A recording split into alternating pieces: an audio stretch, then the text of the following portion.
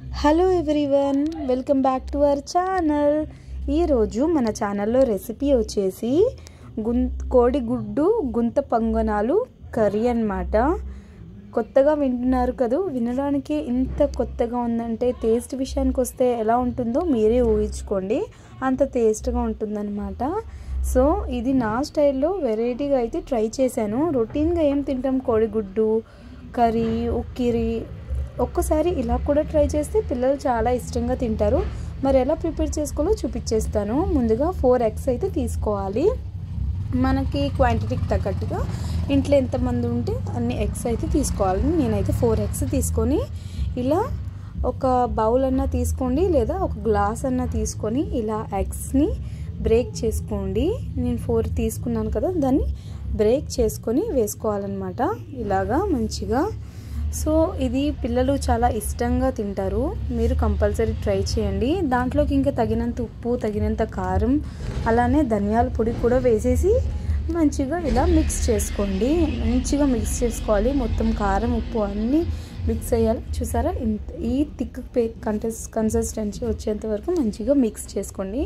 ఇంకా మీ దగ్గర గుంత పొంగనాల ప్యాన్ ఉంటే ఆ ప్యాన్లో స్టవ్ ఆన్ చేసి ప్యాన్ పెట్టేసుకొని ఆయిల్ అయితే తగినంత వేసేసుకొని ఇలా మనం మిక్స్ చేసి పెట్టుకున్న మిశ్రమాన్ని ఇలా ప్యాన్లో అయితే వేసేసుకోవాలి. నేను చూపిస్తున్నట్టు మొత్తం ఫిల్ చేసుకోండి. చూస్తున్నారా ఎంత బాగున్నాయో, పిల్లలు అయితే చాలా ఇష్టంగా తింటారు. అవి బాల్స్గా మంచిగా చక్కగా వస్తాయి. మనకు కూడా కొత్త రెసిపీ తిన్నట్టు ఉంటుంది. సో కంపల్సరీ ట్రై చేస్తారనుకుంటున్నాను. టేస్ట్ అయితే చాలా బాగుంది. రొటీన్గా తిని బోర్ కొడుతుంది కదా, ఎవరికైనా బోర్ కొడుతుంది. సో ఇలా అయితే మొత్తం ఫిల్ చేసేసుకోండి మంచిగా. ఇవి బాగా సిమ్లో పెట్టుకొని మంచిగా వేగనివ్వండి. కొంచెం పైన నుంచి కూడా తగినంత ఆయిల్ వేసుకోండి, మనకి టర్న్ చేయడానికి ఈజీగా ఉంటుంది. ఒక 2 minutes వరకు మూత పెట్టండి. జస్ట్ 2 minutes చాలు. మూత పెట్టేసేసి తీసేయండి. చూస్తున్నారు కదా ఎంత కలర్ఫుల్గా ఎలా పొంగినాయో. ఇప్పుడు మనం ఒక చాకుతో ఉన్న స్పూన్తో ఉన్న ఇలా స్లోగా తిప్పుకోవాలి. అవి బ్రేక్ అవ్వవు, కానీ స్లోగా తిప్పుకోవడం వల్ల మంచిగా బాల్స్గా చక్కగా వస్తాయి అన్నమాట. ఇలా నేను చూపిస్తున్నట్టు అన్నీ తిప్పుకోండి. రెసిపీ చాలా యమ్మీగా ఉంది. కొత్తగా ట్రై చేశాను, చాలా సాటిస్ఫైయింగ్గా కూడా ఉంది నాకు. మీరు కూడా ట్రై చేస్తారు, మీరు కూడా ప్రిపేర్ చేసుకొని హాయిగా హ్యాపీగా తింటారు అన్నట్టయితే ఈ వీడియో అయితే చేస్తున్నాను. సో చూస్తున్నారా ఎంత యమ్మీగా ఉన్నాయో. అలా తిన్నా కూడా మార్నింగ్ బ్రేక్ఫాస్ట్కి పిల్లలకి ఇలా అయినా ఇవ్వండి. ఎగ్ తినని వారు కూడా ఉంటారు కొంతమంది, చక్కగా ఇలా ఇచ్చేయండి, తినేస్తారు. ఇంకా అవి టర్న్ చేసుకున్నాక మూత పెట్టేసుకొని ఒక 1 minute వరకు మళ్ళీ మూత తీసి చూసిన తర్వాత పొంగనాలు అయితే రెడీ అయిపోతాయి. చాలా ఇలా అన్నా తినేయచ్చు మనం ఉట్టిగా, లేదా కర్రీలో అన్నా వేసుకోవచ్చు. ఇప్పుడు మనం చేస్తుంది కర్రీ కాబట్టి నేనైతే ఇలా తీసుకున్నాను. సో చూస్తున్నారా, ఇలా మనం ఎంతమంది ఉన్నామో ఎన్నెన్ని కావాలో చూసి క్వాంటిటీని తగ్గట్టుగా తీసుకోవాలి ఎగ్స్ని. ఇప్పుడు ఇంకా ఇంగ్రీడియంట్స్ ఏంటో చూసేద్దాం. కర్రీకి 2 పచ్చిమిర్చి, ఒక 5 ఆనియన్స్ అయితే సన్నగా కట్ చేసి పెట్టుకోవాలి మనం మంచిగా. అల్లం వెల్లుల్లిపాయ పేస్ట్ కచ్చాపచ్చగా రోట్లో ఫ్రెష్గా దంచుకున్నాను. అలానే టమాటా మిక్సీ పట్టుకోవాలి. మిక్సీ పట్టుకోవడం వల్ల మనకి గ్రేవీ ఎక్కువ వస్తుంది, అలానే తిన్నట్టు కూడా ఉంటుంది. ముక్కలు అయితే ఉడకవు, పచ్చిగా ఉంటాయి కాబట్టి. సో ఇంకా ఇవే ఇంగ్రీడియంట్స్, ఏ మసాలా యూస్ చేయను, ఏది లేదు. చాలా సింపుల్గా ప్రిపేర్ చేస్తున్నాను. టేస్ట్ విషయానికి వస్తే అదిరిపోతుంది. ఇంకా 2 tablespoons ఆఫ్ ఆయిల్ వేసేసుకోవాలి. బాగా హీట్ అయిన తర్వాత మనం కొంచెం జీలకర్ర వేసుకోవడం వల్ల హెల్దీ అండ్ టేస్ట్ కూడా. మనం పచ్చిమిర్చి కూడా కట్ చేసి పెట్టుకున్నాం కదా, అవి కూడా వేసేసుకొని ఫస్ట్ మంచిగా వేయించేసుకొని ఫ్రెష్గా దంచి పెట్టుకున్న అల్లం వెల్లుల్లిపాయ కూడా వేసుకొని మంచిగా వేయించుకోండి.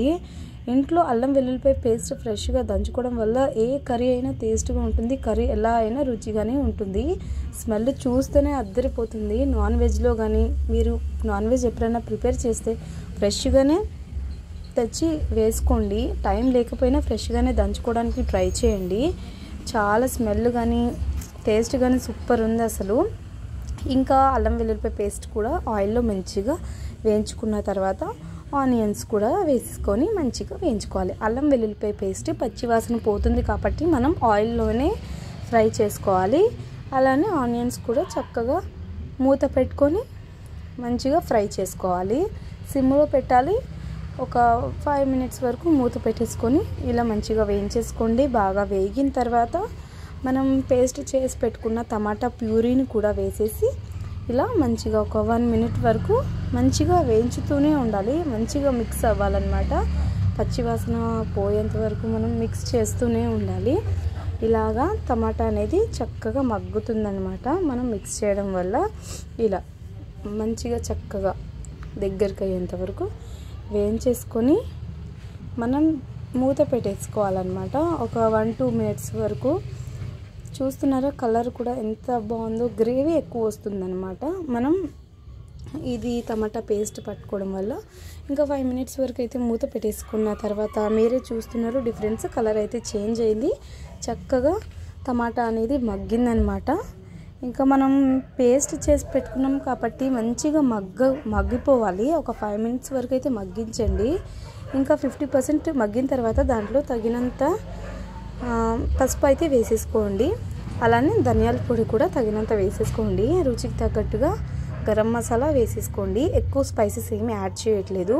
కారం కూడా వేసుకోండి. మీకు ఎంత స్పైసీ ఇష్టమైతే అంత కారం వేసుకొని సాల్ట్ కూడా వేసుకొని చక్కగా ఇలా మిక్స్ చేసుకోండి. మొత్తం కలిసేంత వరకు. టైం ప్రాసెస్ ఎక్కువ ఉన్నా టేస్ట్ మాత్రం అదిరిపోతుంది.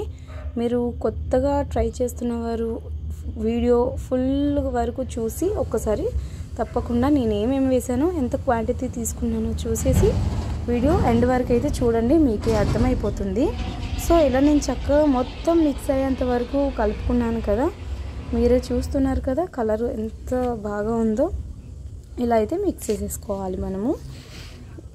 ఇలా దీంట్లో కొన్ని వాటర్ యాడ్ చేసుకోవాలి. ఎందుకంటే అది టమాటా ప్యూరీ పచ్చి వాసన పోయేంత వరకు మంచిగా మగ్గాలి కాబట్టి వాటర్ యాడ్ చేసుకోకపోతే మాడిపోతుంది. వాటర్ యాడ్ చేసుకోవడం వల్ల మంచిగా మగ్గి దగ్గరికి అయిపోతుంది అనమాట. వాటర్ యాడ్ చేసుకొని 1-2 మినిట్స్ వరకు మూత పెట్టేసుకోండి. మూత ఓపెన్ చేసి చూసిన తర్వాత కలర్ చూస్తున్నారు, ఆయిల్ పైకి వచ్చింది, చక్కగా ఉడికిపోయింది. ఇంకా మనం దీంట్లో పొంగనాలు, కోడిగుడ్డు పొంగనాలు తయారు చేసి పెట్టుకున్నాం కదా, అవి దీంట్లో వేసేయాలి. మంచిగా మసాలా అనేది వీటికి పడుతుందన్నమాట.